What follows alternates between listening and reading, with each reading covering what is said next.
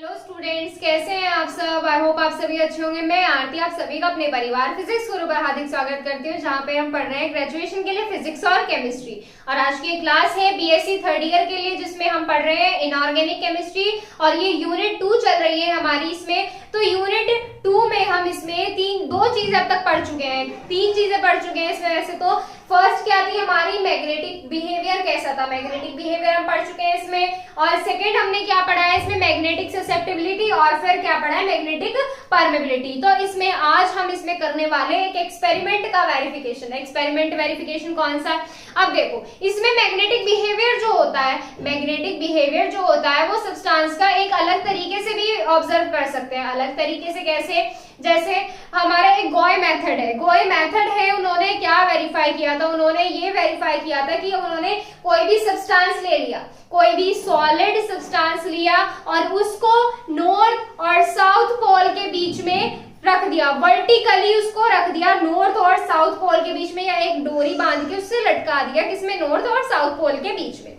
अब उन्होंने क्या किया, उन्होंने एक एयर टाइट कंटेनर लिया। एयर टाइट कंटेनर वो कैसा होना चाहिए, ग्लास का वो एयर टाइट कंटेनर होना चाहिए। और उसमें उन्होंने जो वो सब्सटेंस रखा नॉर्थ और साउथ पोल के बीच में, उसका पहले वेट किया, कंटेनर के अंदर रखने से पहले वेट किया, और फिर कंटेनर के बाहर निकालने के बाद वेट किया। वेट इंतजार वाला वेट नहीं, वजन वाला वेट। क्या,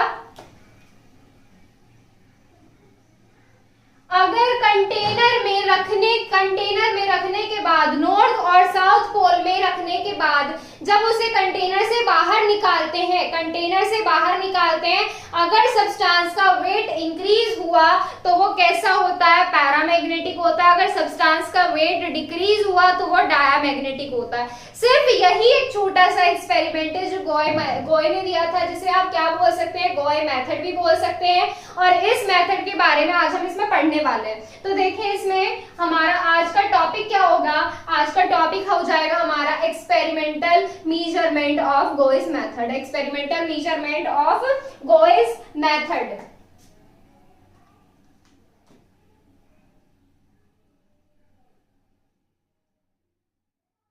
एक्सपेरिमेंटल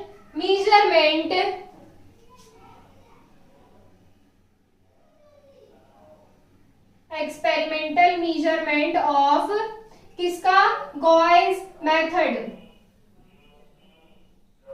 अभी आपको बताया कि गॉयस मेथड क्या होता है। उन्होंने पैरामैग्नेटिक और डायामैग्नेटिज्म किसी सब्सटेंस का पता करने के लिए एक नया मेथड निकाला है। क्या निकाला है, एक नया तरीका निकाला है, किसने, गोय ने। अब इस मेथड में हम क्या देखते हैं, मेथड में अभी आपको सारी चीजें बताई हैं, इसमें पहले लिख लीजिए, इन दिस मेथड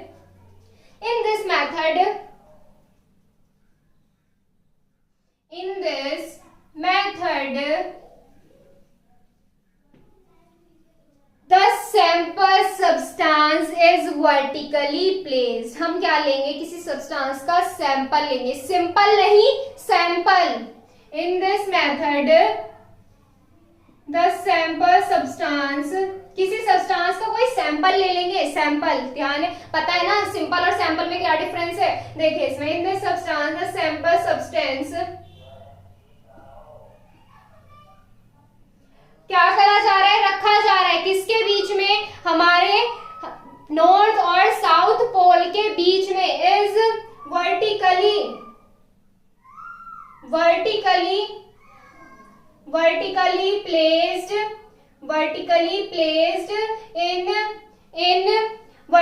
placed या बिटवीन आएगा, वर्टिकली प्लेस्ड, बिटवीन आता है बेटा दो चीजों के बीच के लिए। Vertically placed between north and south pole, north and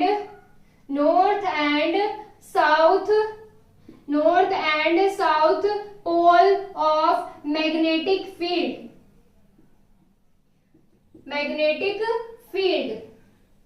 इसमें इन्होंने क्या किया, इन दिस मेथड, इस मेथड में, कौन से मेथड में, गोयस मेथड में, एक सब्सटेंस लिया, इज वर्टिकली प्लेस्ड, जो क्या किया, लंबवत रख दिया, किसके बीच, बीच में north and south pole magnetic field के चुंबकीय क्षेत्र के नॉर्थ और साउथ पोल के बीच में रख दिया। अब इसमें क्या करेंगे, the whole apparatus,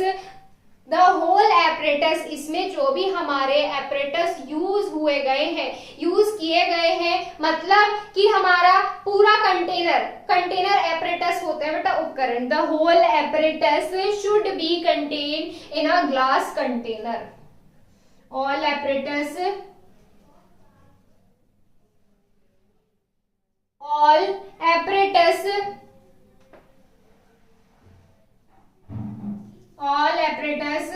should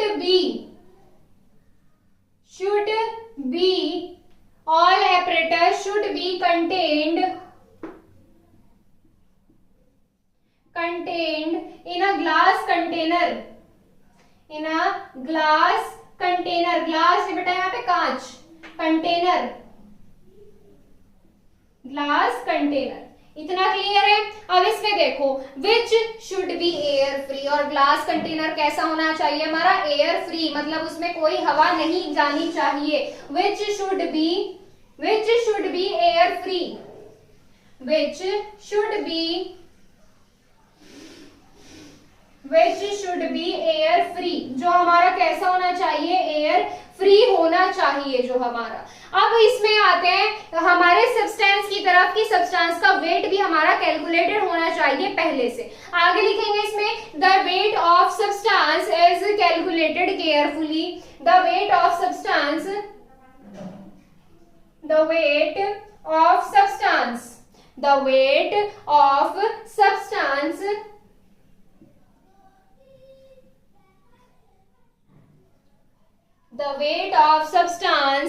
is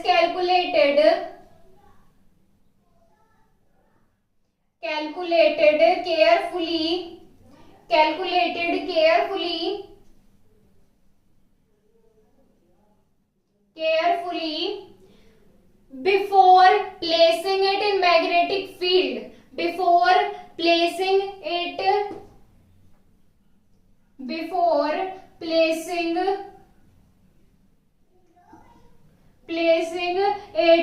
in magnetic field, magnetic field में रखने से पहले उसका वेट कर लेना है हमें, placing it in magnetic field.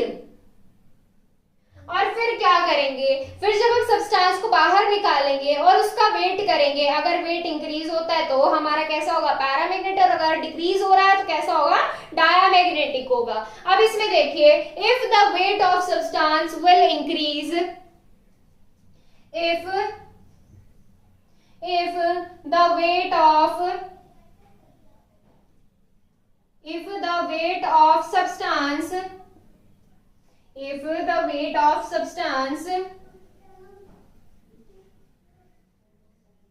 if the weight of substance क्या हो रहा है हमारा, इंक्रीज हो रहा है, if the weight of substance will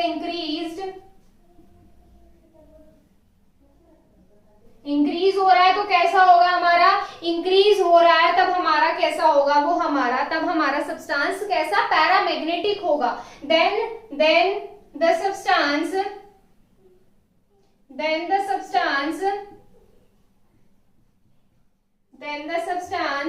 will be paramagnetic, कैसा होगा, पैरामैग्नेटिक होगा, then the substance will be paramagnetic। अब इतनी बात क्लियर है। अगर हमारा वेट कैसा हो रहा है, डिक्रीज हो रहा है, वेट घट रहा है सब्सटेंस का, तो क्या होगा, if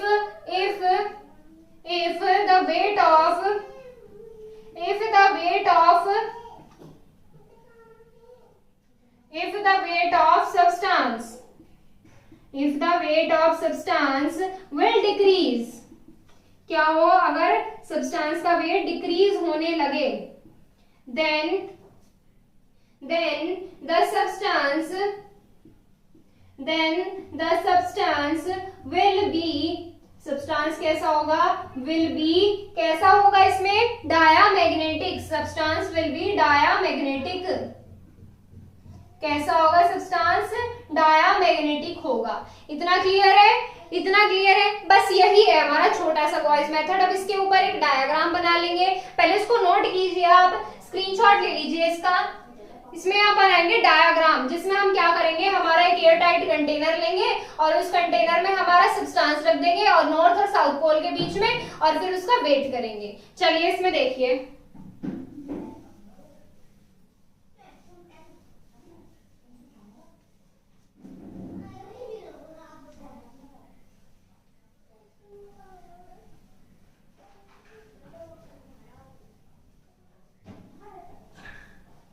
देखो इसमें अब क्या करा हमने, एक यहाँ पर नॉर्थ पोल ले लिया, यहाँ पर एक लिया हमने साउथ पोल। ये बस हमने अज्यूम करके चल रहे हैं, क्या कर रहे हैं, अज्यूम करके चल रहे हैं ये चीजें हम। देखिए एक नॉर्थ पोल हो गया, एक हमारा क्या हो गया, साउथ पोल हो गया। अब क्या करेंगे, इस पूरे सब्सटेंस को एयर टाइट कंटेनर में रख देंगे। एयर टाइट कंटेनर बना दिया ये हमने, क्या बना दिया, एयर टाइट कंटेनर। कंटेनर बड़ा उल्टा सीधा बन रहा है, देखो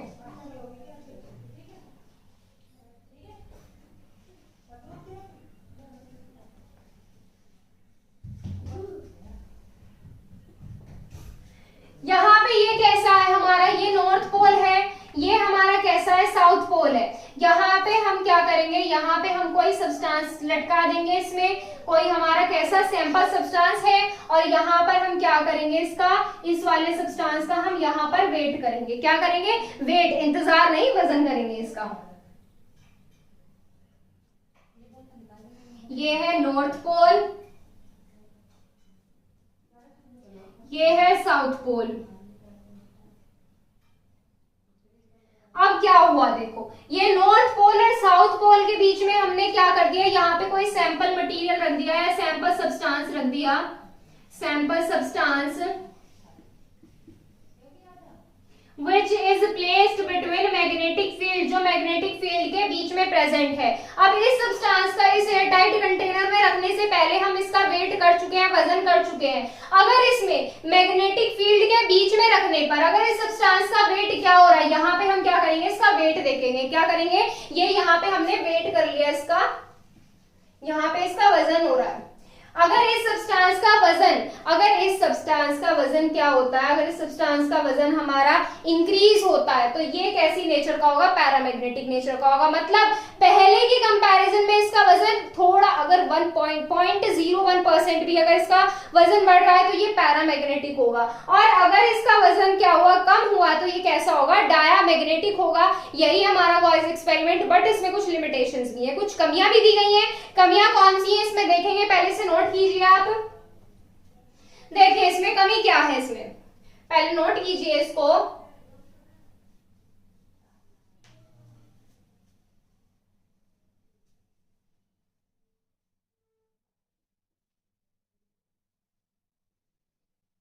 सबसे पहली लिमिटेशन ये है हमारी इसमें कि इसमें सिर्फ हम सॉलिड सब्सटेंस ही ले सकते हैं, कोई गैसियस सब्सटेंस नहीं ले सकते। इसमें सॉलिड लेंगे तभी तो उसका वेट होगा। गैस का वेट बिना किसी कंटेनर के आप कैसे निकाल सकते हो, गैस का वेट कैसे फाइंड करोगे बिना किसी कंटेनर में स्टोर किए बिना, गैस हमारी स्टोर नहीं हो सकती। और अगर आप कंटेनर का भी वेट लोगे तो वहां से आप फाइंड नहीं कर सकते कि हमारा किस गैसेस कैसी है, पैरामैग्नेटिक है या डायमैग्नेटिक है, वो कैसे फाइंड करेंगे वो नहीं बताया गया है इस मेथड में। तो फर्स्ट लिमिटेशन क्या हो जाती है इसकी,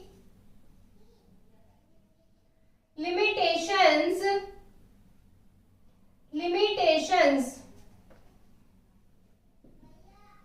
फर्स्ट पॉइंट क्या हो जाएगा, फर्स्ट पॉइंट ये हो जाएगा, it can not be use for gaseous substance, it can not be use for gaseous substance, it can not be used for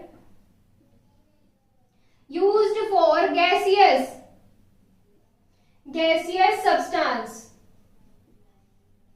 it cannot be used for gaseous substance। First point ये हो जाता है। Second point ये देखिए, second point हमारा क्या होना चाहिए, सेकेंड पॉइंट हमारा ये होना चाहिए कि कंपाउंड का मास हमें बहुत ही ज्यादा केयरफुली मेजर करना पड़ेगा, क्योंकि इसमें जरा सा भी अगर हमने गलती कर दी ऑब्जर्व करने में, उसका वेट ऑब्जर्व करने में, तो उसका हम पैरामैग्नेटिक या डायामैग्नेटिक बिहेवियर नहीं फाइंड कर पाएंगे। तो यहाँ पे सेकेंड पॉइंट क्या हो जाएगा, रीडिंग ऑफ मास, क्या हो जाएगा, reading of mass should be taken carefully carefully because only slightly change in mass has been calculated.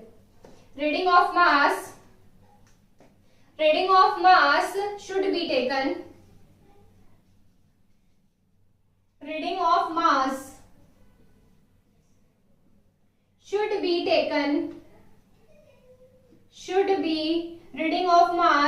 should be taken carefully.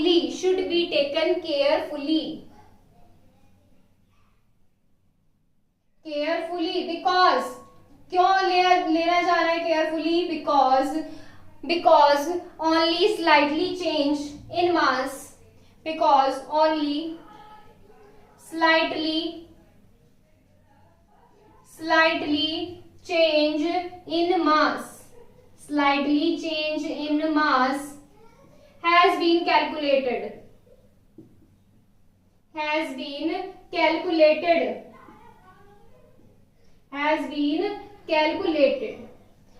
Second point ये हो जाता है.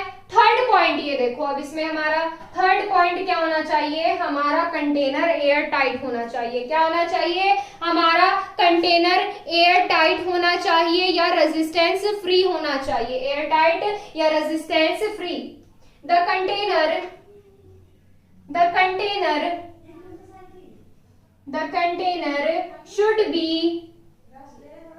should be air or resistance free.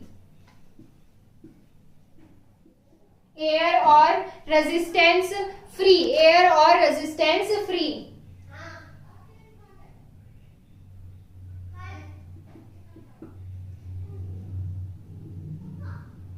अब air और resistance free क्यों लेना चाहिए? इसमें हम ऐसा कंटेनर क्यों नहीं लिया हमने जिसमें हम एयर या रेजिस्टेंस आने दे, हवा या नमी आने दे? देखो, एयर का भी अपना कुछ वेट होता है. एयर का भी क्या होता है? अपना कुछ वेट होता है. जब हम उस कंटेनर में वेट एयर का भी आ जाएगा तो फिर हम उससे फाइंड नहीं कर सकते कि हमारा जो कंपाउंड है उसका एक्चुअल वेट क्या है.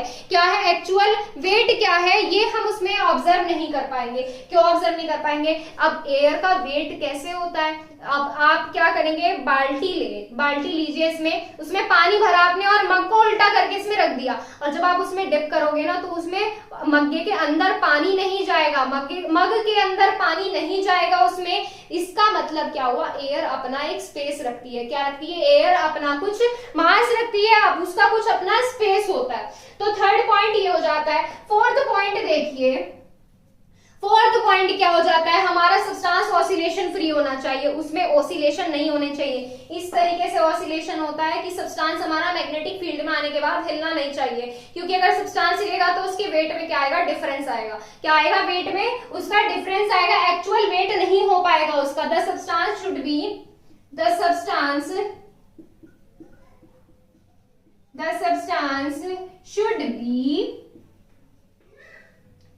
be oscillation free.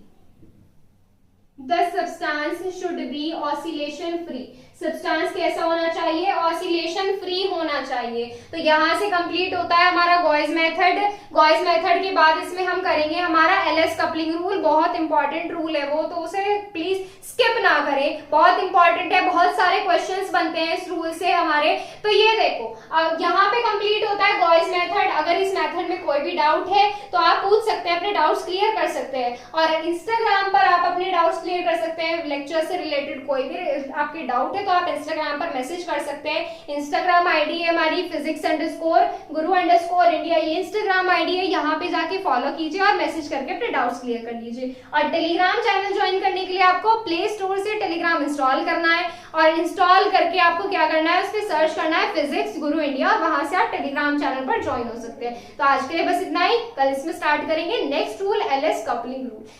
तो थैंक यू सो मच.